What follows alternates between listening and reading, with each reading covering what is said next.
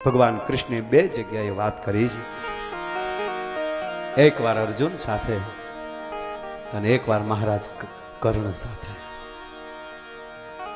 અર્જુનને બોલાયો, અડધીક રાતનો ટાણો છે, અજ્ઞાતવાસનો છેલ્લો દિવસ છે, અને અડધીક રાતને ટાણે બોલાવીને ભગવાન નારાયણ અર્જુનને કહે છે કે અર્જુન, આવતીકાલે દ્રૌપદીનો સ્વયંવર છે, એમાં તારે ભાગ લેવાનો છે. ભદ્રભાઈ, આ વાત મને બહુ ગમે છે. સાંભળ અર્જુન,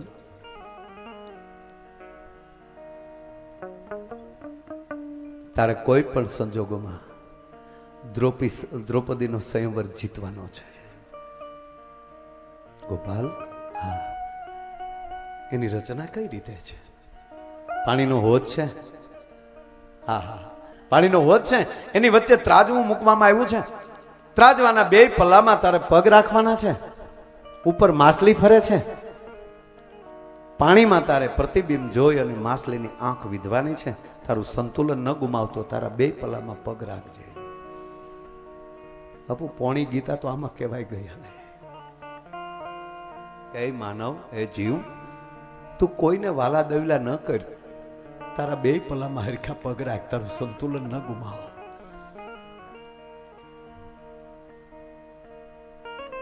તારું લક્ષ્ય ક્યાં છે એ જગતને ન દેખાડ. નજર બીજે રાખ, વિંધ પણ બીજે. વિધાણા પછી ખબર પડવી જોઈએ કે આનું લક્ષ્ય આ હતું. અને અગાઉ ખબર પડશે ને તો પાણીમાં કોક કાંકરી નાખશે અને કાંકરીઓ તરંગો ઉભા કરશે, તને સફળ નહીં થવા દે. તું લક્ષ્ય ન દેખાડ. ટૂંકું એને ગીતામાં એમ કીધું, કર્મ કર, ફળની આશા ન રાખ. ફળની આશા રાખ તો લક્ષ્યની ખબર પડે ને કોકને. આજ ભગવાન કૃષ્ણ અર્જુનને કહે છે કે તું બે પલ્લામાં પગ રાખજે, પાણીમાં જોજે, પાણીમાં જોઈ અને પાણીમાં પ્રતિબિંબ જોઈને પછી તારે માછલી વિંધવાની છે. અને ભદ્રાયુભાઈ હદ જ્યાં થઈ ગઈ કે અર્જુન આ છેલ્લી વાર છે, આમાં તું નિષ્ફળ ગયો તો તારણ મારે કોઈ દી ભેગું થવાનું આવતું નથી. આ દ્રૌપદી સ્વયંવર તું ન જીતે, આમાં તું નિષ્ફળ જા તો અહીં તારું પાત્ર પૂરું થાય છે. અને ભગવાન કૃષ્ણ સામે અર્જુન રડી પડે છે. ગોવિંદ, તારા કીધા પ્રમાણે હાલ્યા છે. યાદ, મારી મા માથે હાડલો નથી હારો. વન વન ભટકી ભટકીને આવીએ છે. અને ગોવિંદ, તું એમ કે તારું મારું પાત્ર પૂરું, એમ તારી વગર મેં ન જીવી શકીએ. અર્જુન, મારા વગર જીવવાનું ન હોય, જીવન બનાવવાનું હોય છે. અને હું જેટલો તું મને ચાહે એટલો અર્જુન હું તને ચાહું છું. પણ ગોવિંદ, તમે એમ કહો છો કે હું તારી ભેરે ઉભો છું, તારી સાથે, પણ આમાં કઈ જગ્યાએ તું મારી સાથે છો? પલ્લામાં પગ મારે રાખવાના, માછલી મારે વિંધવાની, વનમાં મારે જવાનું. આમાં તું મારી ભેગો કઈ જગ્યાએ? આમાં તમે શું કરી શકો? અને ત્યારે કૃષ્ણ કહે છે કે અર્જુન, તારી તમામ તાકાત પૂરી થઈ જાય પછીની જે કાર્ય હાલતું છે એ હું કરતો હોઈશ. અર્જુન આખર તો માનો કે મને એ તો કહો, આમાં તમે શું કરશો? હવે અર્જુન મને એ કહે કે તારે જોવાનું પાણીમાં છે ને? કે હા. એમાં જો તરંગ ઊભા થાય તો તું જોઈ શકે ખરો? કે ના. તારામાં તાકાત છે પાણીને સ્થિર કરવાની? કે ના. અર્જુન, પાણી સ્થિર હું કરીશ, પાણીની જવાબદારી મારી છે. તારા જીવનનું પ્રતિબિંબ હું તને દેખાડીશ. હું તારો અરીચો બનીને ઉભો રહી જાય. પાણી હું સ્થિર રાખીશ. છેલ્લી વાત મને આ બહુ ગમે છે. કર્ણ સાથે આ બધા બેઠા છો, મેં કીધું ને કે અમે ધારીએ તો ગમે એટલું હસાવી શકીએ, કોઈ પ્રશ્ન નહીં, પણ અમુક વાત અમુક પ્રસંગની રાહે બેઠી હોય છે. બાપુ, 2 જ મિનિટનો આ પ્રસંગ છે. જેવી રીતે કર્ણને અર્જુનને પહેલા મળ્યા ને, એ જ રીતે એકાંત, એના જીવનના 2 એકાંત, એક અર્જુન સાથે, એ અર્જુનની તો મેં વાત કરી નાખી, એવું જે કર્ણ સાથે. આપણી ભક્તિ નવધા ભક્તિ 9 પ્રકાર એમાં પહેલો પ્રકાર શ્રવણ એટલે કે સાંભળવું, બીજું કીર્તન. કાંઈ ન કરીએ આવા મહાપુરુષોને સાંભળ્યા કરીએ તો ઈશ્વર આપણી આજુબાજુ આટા મારતો હશે. નવ ભક્તિ માલી કોઈ પણ એક ભક્તિ આપણને મળી જાય. અને યુવાન મિત્રોને કહું, એ ભક્તિનું 7મું ભક્તિનું નામ છે મિત્ર. મિત્રતા એવી નિભાવી લ્યો ને તો ઈશ્વરને તમારી આજુબાજુ રહેવું પડે. દુર્યોધન માન્યો નહીં, વહટી કરવા ગયા. ભગવાન કૃષ્ણ ઉલટાનું અપમાન કર્યું કે આને બંધી બનાવી ગયો. આ ગોવાળને અને સાણ વાહિંદાની ખબર પડે, આને શું ખબર પડે? જે કાંઈ ઘટના આગલે દિવસે બની અને ભગવાન કૃષ્ણ વિદુરને ત્યાં રોકાણા. અને ભદ્રભાઈ સવારની અંદર કર્ણ આવે છે ભગવાન નારાયણને મળવા માટે. આવ કર્ણ, કેમ અહીંયા નીકળ્યો છો કે ખાસ આવ્યો છો? કે પ્રભુ ખાસ મળવા આવ્યો છું. જો ભાઈ બધો કરો તો આવા કરજો, બેનોને બેનપણી અથવા તો ભાઈઓને મિત્ર. આવ કર્ણ. ખાસ એટલે ગોપાલ માફી માંગવા આવ્યો છું. શેની માફી કર્ણ? ગઈકાલે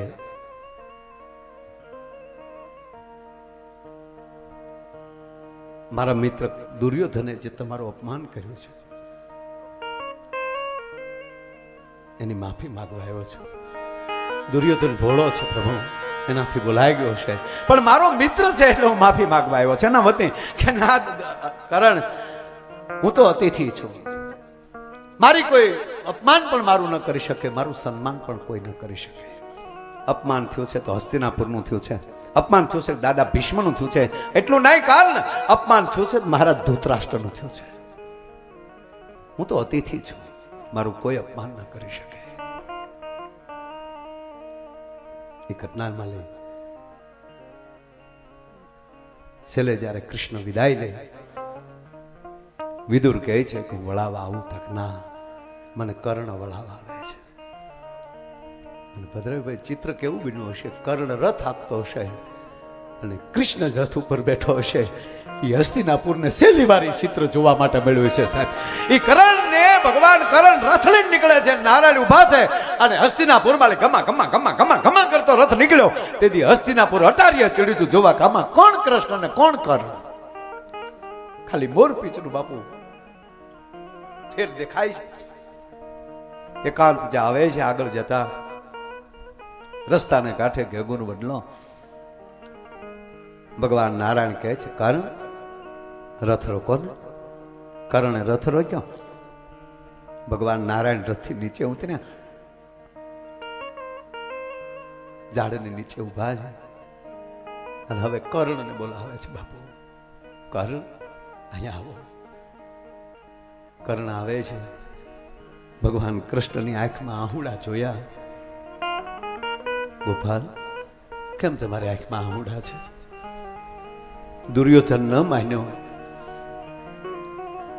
યુદ્ધ થશે એના દુઃખ ના. કર્ણ, મારું સુદર્શન ચક્ર આવા કઈક યુદ્ધ ખેલી ચૂક્યું છે, એનો મને ભય ન હોઈ શકે. એક ભેદના આહુડા છે. શેનો ભેદ ગોવિંદ? ભેદ મટાડવા માટે હું આવ્યો છું. મારે કર્ણ તને એક વાત કહેવી છે. અવશ્ય, પણ પેલા એ કે સાંભળજો. હવે બાપુ આ વાત મને બહુ ગમે છે. વાતું એને જ કરાય. એ કર્ણ, સાવધાન. પહેલા તું મને એ કહે કે મારા શબ્દ ઉપર તને ભરોસો છે? મારી વાત ઉપર તને ભરોસો છે? કર્ણ શું બોલ્યો છે? ભગવાન કૃષ્ણ ઈશ્વર તત્વ છે એવી અર્જુન પહેલા કોઈને જાણ હોય તેવા બે પાત્રો, એક દાદો ભીષ્મ અને બીજા મહારાજ કર્ણ સાહેબ. તેથી કર્ણ બોલે છે, ગોવિંદ તમારા મુખમાં યજ્ઞકુંડ છે, આમાલી અસત્ય બહાર નીકળી જ ન શકે. તમારા મુખમાંથી અસત્ય બહાર જ ન નીકળે. અને ગોવિંદ જે નીકળે એ સત્ય જ હોય. મને પૂરો ભરોસો છે. સાંભળશે કર્ણ આંખના આહુડાનું પૂછે છે ને, આંખના આહુડા એ છે કે તું સુત પુત્ર નથી ગોપાલ, તું રાધે નથી કર્ણ, ગોવિંદ જી કર્ણ તું કુંતે છો. કુંતે શબ્દ જ્યાં મોઢામાંથી નીકળે અને કર્ણના પગ હેઠેલી ધરતી મળી થડે, ગોપાલ નીચે પડવા જાય ને કૃષ્ણ એને પકડે છે. સાવધાન કર્ણ. એ મધુસૂદન આ કર્ણ કોંતે છે? હા કર્ણ. આંખના આહુડા એ માટે છે 5 પાંડવ તારા ભાઈઓ છે, એ અર્જુનની સાથે હું તને લડતો ન જોઈ શકું એટલે આજ મારી આંખમાં આહુડા છે. ગોપાલ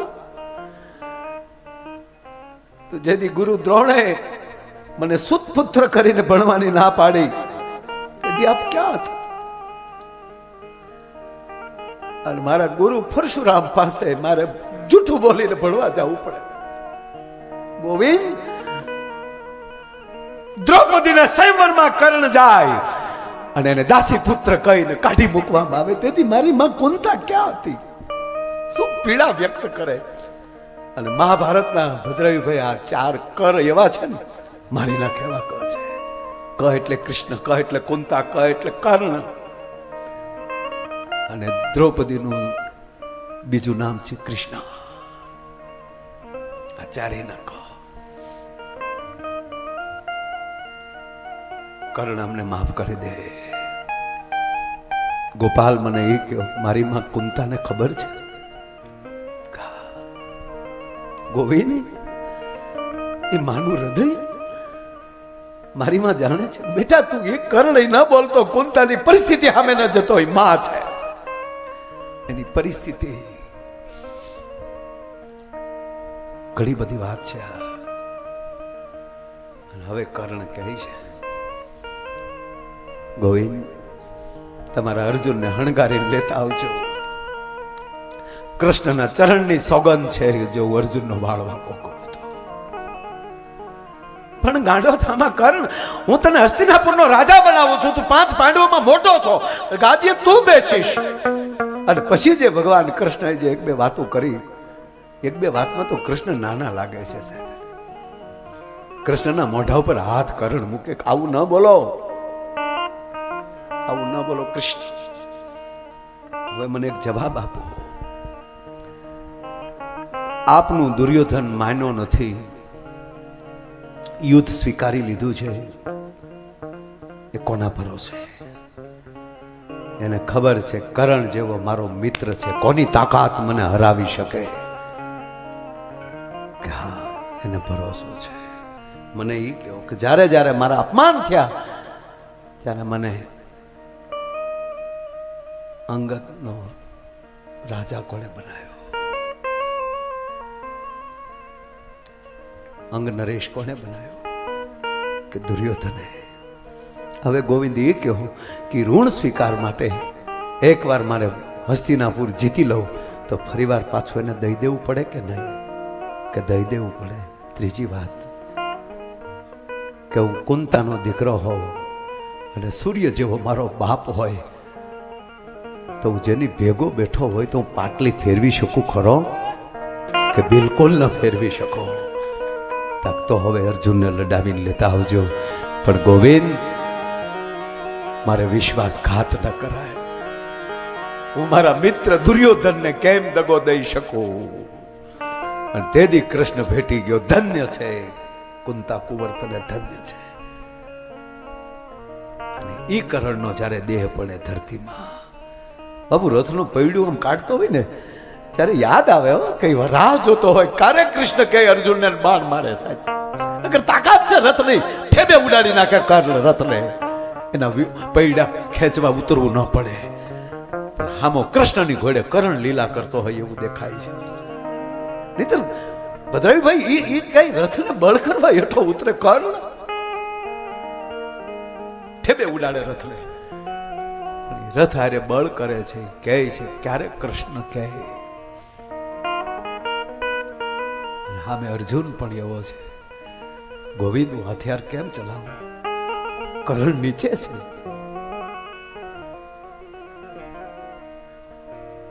નિહત્થો છે, હાથમાં હથિયાર નથી, રથી નથી.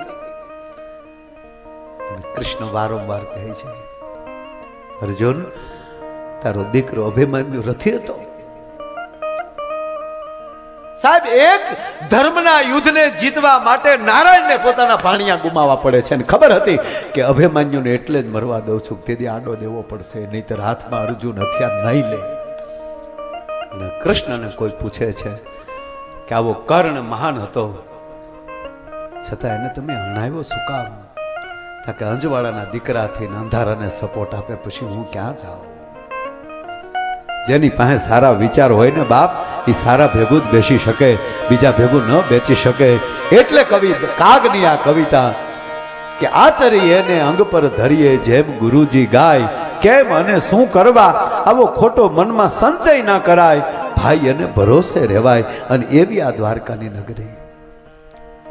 અહીંયા કૃષ્ણ પાસે આવી, દ્વારકાધીશ પાસે આવી. હું તો એના પૂજારીઓને ભદ્રભાઈ બહુ પ્રેમ કરું છું. એવો બાપને લડાવીને રાખે છે, અને એને તો લડાવીને રાખે, પણ એ એવા રહે છે જાણે વ્રજની ગોપીઓ હોય એવા ભાવથી. સાહેબ, શું ભાવથી એવા. અને આરતી ટાણે જે નાચતા હોય, આરતી ટાણે જે નોબતીઓ વાગતી હોય, ત્યારે એમ થાય ભાઈ ભાઈ ભાઈ